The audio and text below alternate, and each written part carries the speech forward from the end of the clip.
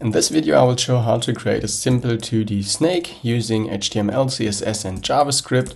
And this is a really basic tutorial, but I think it's a playable game, so this is quite nice. And I don't want to lie to you guys, it's just 90% from ChatGPT. So we are going to reprogram this one. I just asked it, hey, can you make a JavaScript snake game with divs instead of using Canvas API, which is divs mean that it's plain HTML instead of using a canvas to draw all the snake elements into it. And it just came up with this code, which is quite good, I think. I just requested some modifications on top of it. So I asked for some more styling and he gave me something and I adjusted it slightly, but it's 90% ChatGPT and it has done a decent job, but just dive into it so you will see what I mean. We are going to make a new project, so I'm just making it a little bit bigger for you. We can say snake HTML. Then we open this one in our code editor of our choice. And the first thing we want to do is we want to create an index.html, and there we wanted to make the skeleton for our snake game. So the first thing we want to do is adding a very basic HTML skeleton, and for this reason we can just copy it from somewhere in the internet. There are dozens of templates over here. It's just important to don't miss the head part, and the viewport is quite important. Here we go for this. I also need to enable syntax highlighting. Let's see where it is. HTML, here we go. I'm making it a little bit bigger for you. Just zooming in. That looks quite good. So we can give our website a title. Let's say it's a snake game. And then inside of our body, we just want to have a div, which is our game area. We can give it an identifier game area. We will come back to this later. And just for demonstration purposes, I will show you exactly how to place different game elements inside of it. We will later on make this with JavaScript dynamically, but for now, just to demonstrate you how the whole game will work, we will just add some food to the game area. We will just define the style for this one. So we will say it has left 30 pixel and top 30 pixel, which defines the position of our food inside of the game area. And the next thing is we wanted to do some styling. We can put this wherever we want, I think, just over here, style.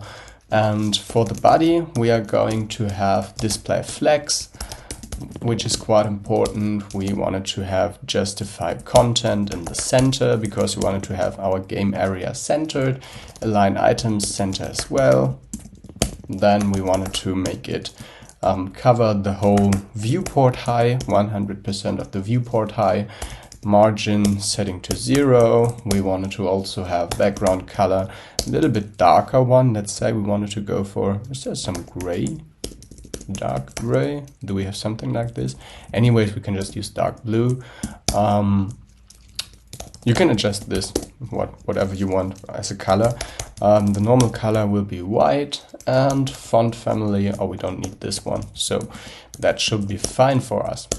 The next is the game area. We say ID game area, and we wanted to have it fixed width and a fixed height. That's pretty important because we are depending on a fixed size of our game area. You can change that, but for now it's easier to make it just with a static height and width. We can also define a border to just have some nicer styling. Solid 333. The position should be relative. It's pretty important. The background color is just some white. And we can also add a tiny little box shadow, 0, 0, 20 pixel, and then we can make it RGBA with small opacity.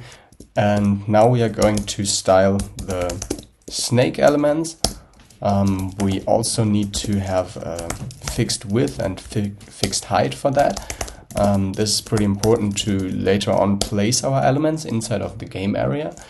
We can define a background color. I will just use lime green for this. And here it's pretty important to take note about the position, because we had set the game area to position relative, and we wanted to have all the snake tiles and all the food tiles. I can show you for demonstration purposes as well. It could also be the snake inside, but with slightly different position. And yeah, because we wanted to have the snake elements and also the food elements children of the game area, and we wanted to have it position absolute, so we can set the width and the height value. We also need to have the position of the game area relative, because you need to have the parent relative position relative to make position absolute for the child. So we are going to have this, making it a little bit more stylish, giving it a little border. So we round the corners of our div, and then we can also go to have the food styling. So for our class food, we are going to have also fixed width, fixed height. We're going to have a nice little background gradient. I will just copy that gradient over here. It's a nice red gradient. We also wanted to have position absolute, pretty important for this to be positioned accurately. We also give a border radius. This one is a little bit bigger, so it differentiates from the snake itself.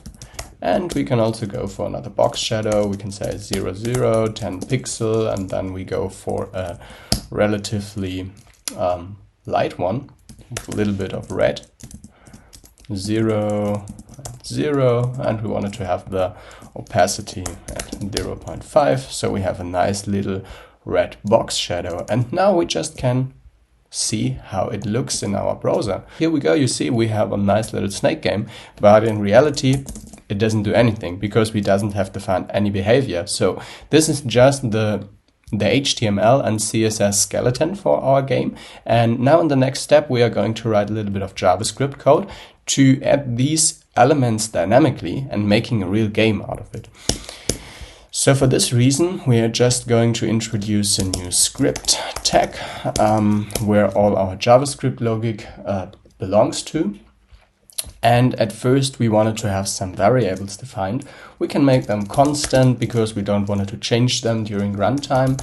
We first wanted to have a reference to our game area because we use it quite often, and we wanted to save some resources. So we say document.getElement by ID, and we are just getting the ID game area.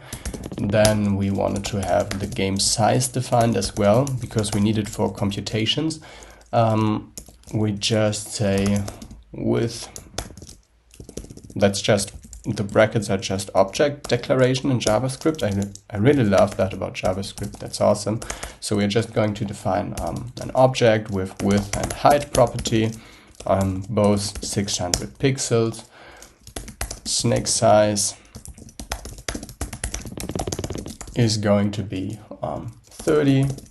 Have a let variable snake, and this is just an array of all the elements of our snake. So in the beginning we are just saying, hey, okay, we have one snake tile and it has x component 150 and y component 150 as well.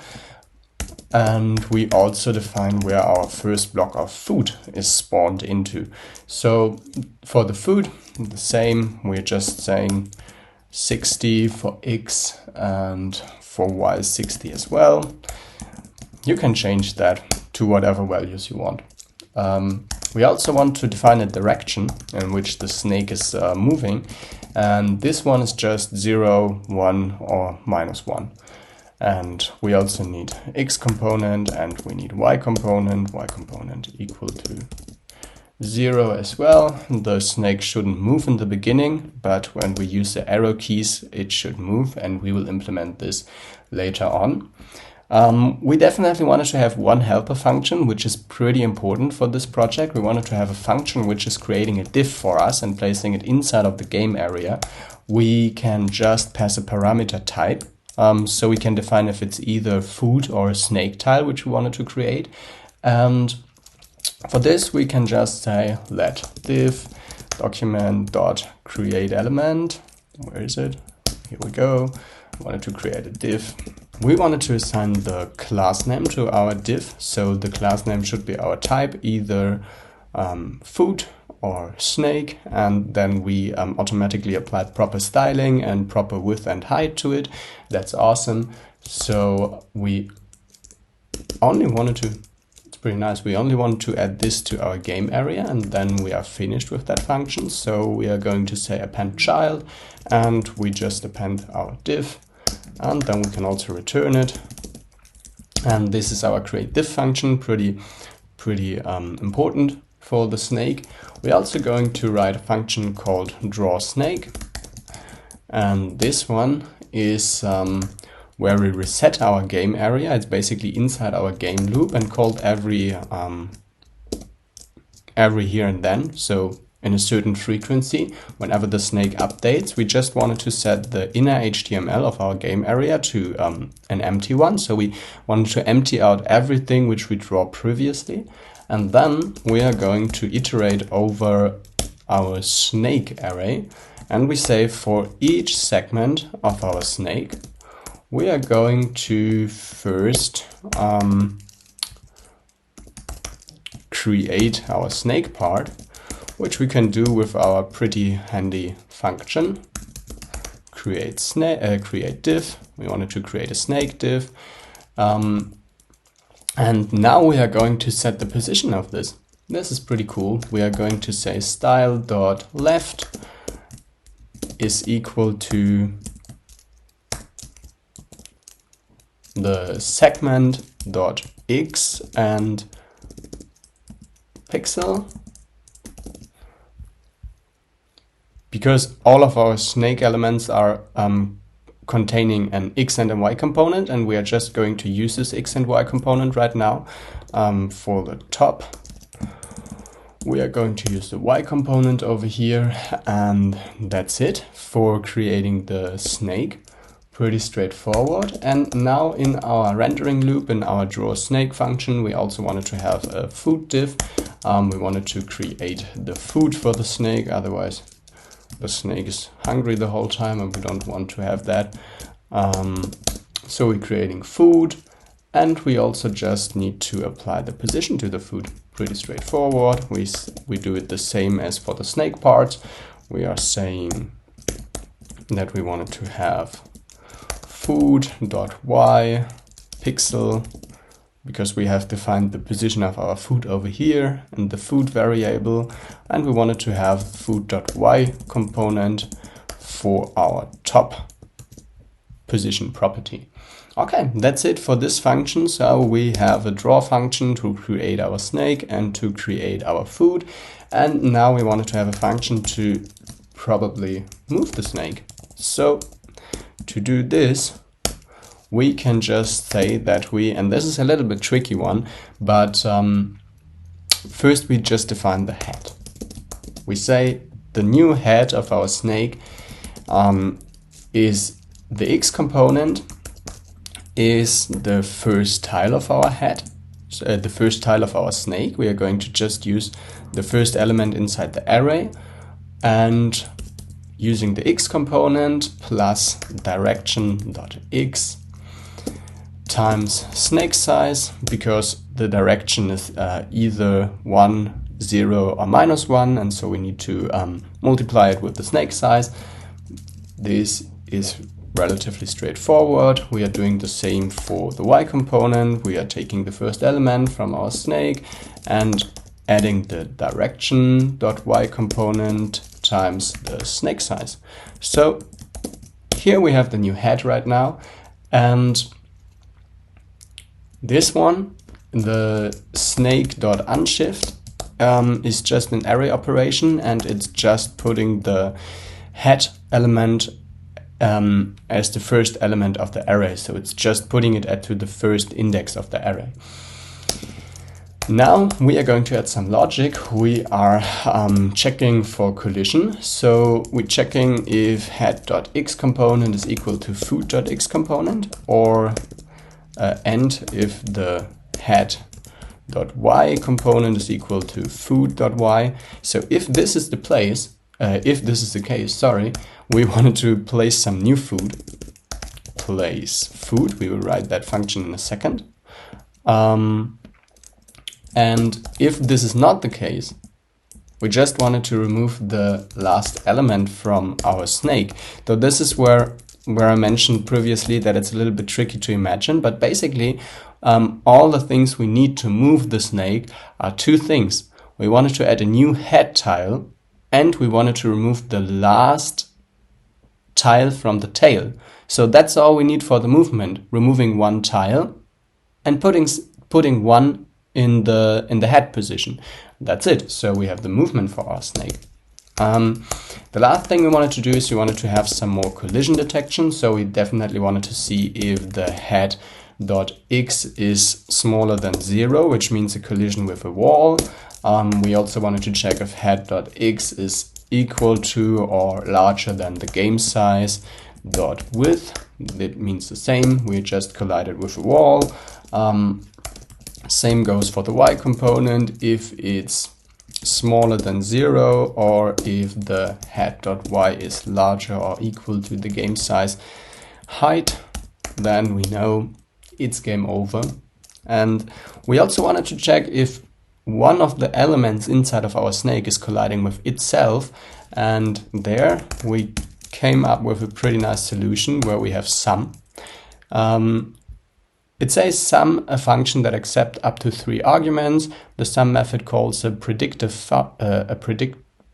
function for each element in the array until the predicate returns a value, which is correlizable to Boolean value true or until the end of the array. So whenever there's one true, the function will return true. And what we wanted to check with the sum function is we wanted to check for each segment, and we also passed the index over here.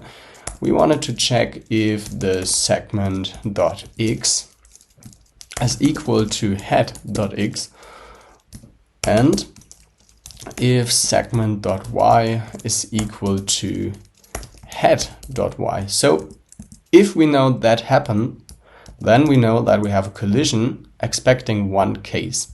So we are going to iterate over every element inside of our snake, and we are checking if the segment's position is equal to the head position. And if that is the case and the index of our segment is not equal to 0, this means that we have a collision. Because we know when index is not 0 that we are not at the head tile, we are iterating over one other segment of the snake, and the position is equal to the head position, then we know, damn, it's a collision, you're game over. So for this reason, we know it's game over. I can just make a comment over here, game over.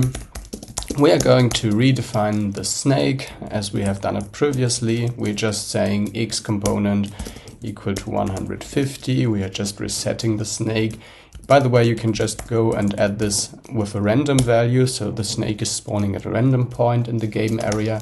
But for now, we are just doing it static. And we also wanted to reset the direction. So it's x0 and y0. And now we wanted to add a simple alert saying game over to notify the user you are game over.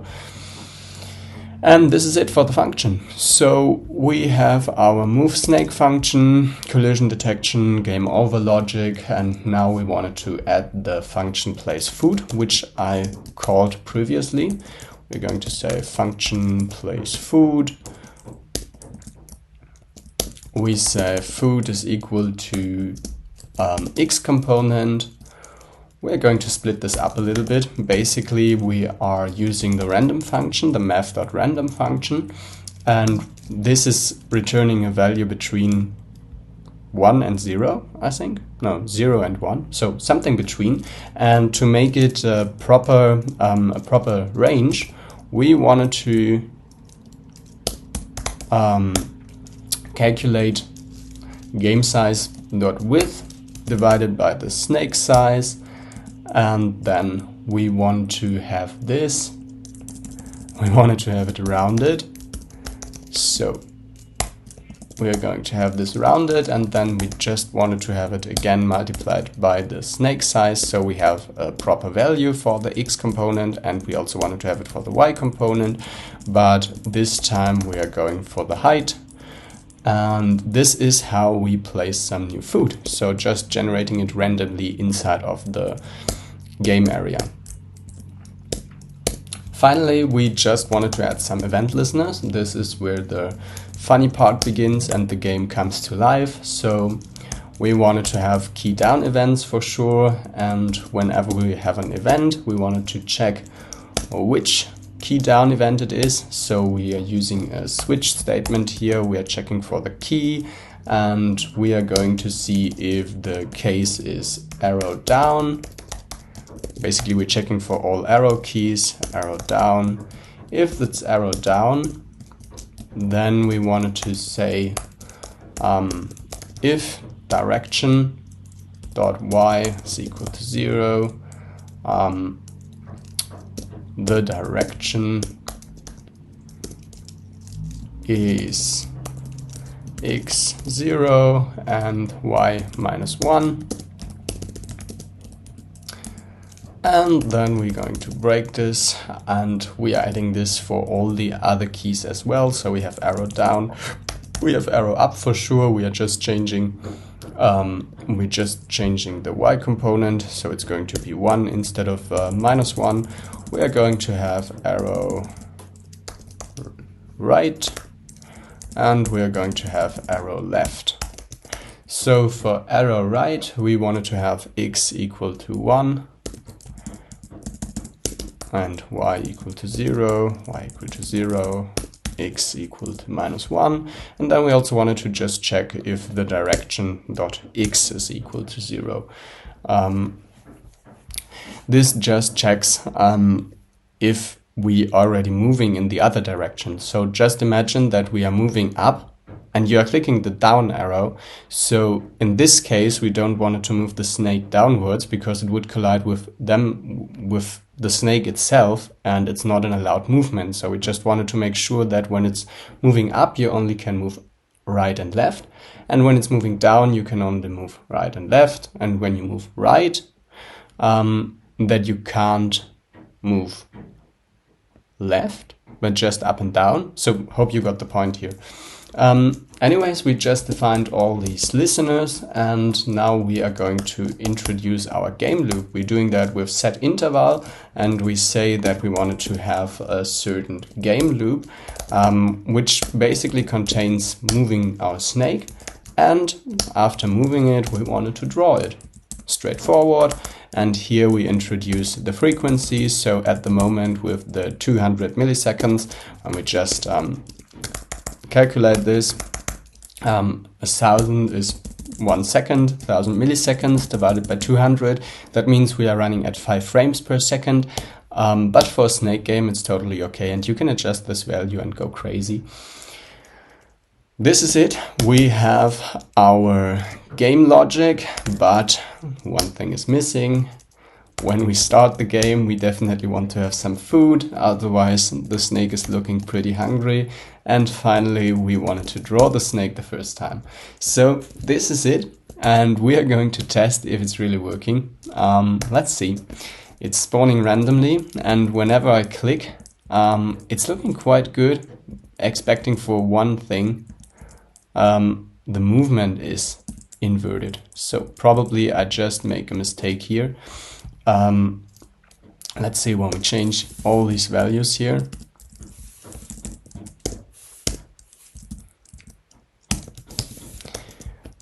This is looking way better, and here we go for a snake game. Looking quite good so far. I just wanted to make it collide with the snake itself to check the collision detection properly. So let's take this food as well. You see, game over, all working. Also, when we're just colliding with a wall, it says game over, detecting it properly. So just for completing this, I wanted to show you exactly what kind of elements we have created. So we just can check the elements over here. It's a little bit bad that the snake is resetting, but you can see that we have the snake over here. I can't click on it because it's refreshing very fast. It's refreshing every 200 milliseconds. But we are creating the snake over here and the food. And whenever I'm going to collect some new food, you can see that we have another snake tile, which is generated over here, and then more and more. And it got all appended to this game area div. And that's it for the snake tutorial. Hope you learned something and hope you have a lot of fun making your own snake game.